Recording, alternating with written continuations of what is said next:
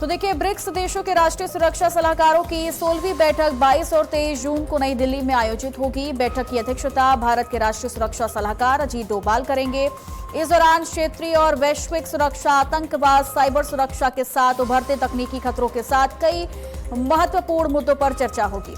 इस बैठक में चीन के विदेश मंत्री वांग यी भी हिस्सा लेंगे। वांग यी चीन की कम्युनिस्ट पार्टी के पोलित ब्यूरो के सदस्य और सेंट्रल फॉरेन अफेयर्स कमीशन कार्यालय के निदेशक भी हैं।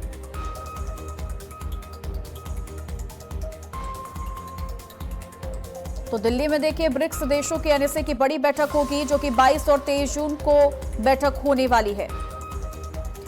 प्रशांत हमारे साथ एक बार फिर से जुड़ गए हैं इसी खबर पर तमाम जानकारी देने के लिए। स्पेशल अफेयर्स के एडिटर हैं प्रशांत, क्या लग रहा है, आतंकवाद से लेकर कई ऐसे अहम मुद्दे हैं जिस पर चर्चा होने वाली है, क्या कुछ और इनपुट मिल रहा है इस बैठक को लेकर? जी चित्रा, देखिए, भारत की ओर से जो इनपुट मिला है वो ये है कि डैपसोंग और डेक्चोंग ये दो जगह हैं जहां पे चाइनीज सैनिक लगातार मौजूदगी अपनी बढ़ा रहे हैं।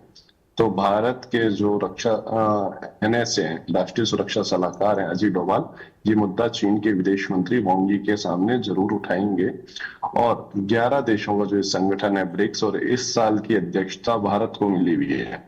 तो इसके सम्मेलन जो है भारत में ही होने हैं, और सितंबर में रूस के राष्ट्रपति से लेकर विश्व के बड़े बड़े लीडर्स दिल्ली आएंगे। इसका जो समिट होना है वो दिल्ली में ही होगा। उससे पूर्व भी विदेश मंत्रियों की बैठक हुई थी, और अब ये एनएसए की मीटिंग्स है।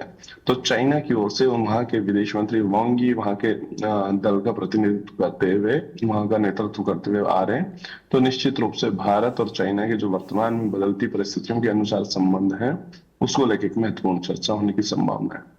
ठीक है, चूंकि चीन के विदेश मंत्री भी इसमें हिस्सा लेने वाले हैं, तो ऐसे में सबसे ज्यादा नजरें तो चीन के विदेश मंत्री पर ही इस बार की बैठक में टिकेंगी कि आखिरकार चीन के साथ में किस तरीके से आगे संबंध बढ़ाए जा सकते हैं और किन मुद्दों पर ज्यादा चर्चा हो सकती है, क्या कुछ महत्वपूर्ण फैसले लिए जा सकते हैं। लेकिन सवाल यह है कि चीन के साथ क्या वाकई में रिश्तों को बेहतर किया जा सकता है, ये एक बड़ा सवाल है, क्योंकि काफी दिनों से और काफी लंबे वक्त से हम देखते आ रहे हैं चाइना का जो भी रिएक्शन रहा है भारत के प्रति, उसके आगे क्या वाकई में यहां पर संबंध में सुधार आ सकता है इस बैठक के जरिए? देखिए, इस बैठक का जो अभी समय है, यानी जिस परिस्थिति में बैठक हो रही है, तो वर्तमान परिस्थिति में कहीं ना कहीं विश्व में भारत, रूस और चाइना, एक 3 देशों की एक जो मजबूत साझेदारी दिख रही है विश्व के सामने, उस परिस्थिति में हो रही। तो कहीं ना कहीं इस समय चाइना हमारे नजदीक आ रहा है।